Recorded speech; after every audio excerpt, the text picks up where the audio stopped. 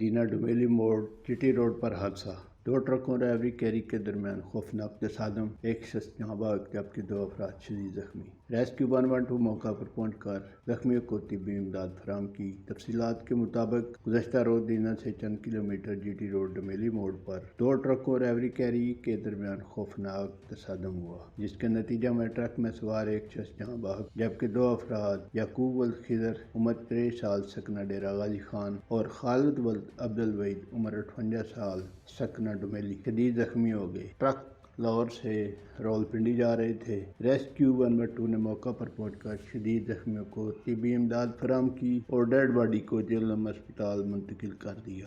report سید جواد حسین Naqvi, post digital, تحصیل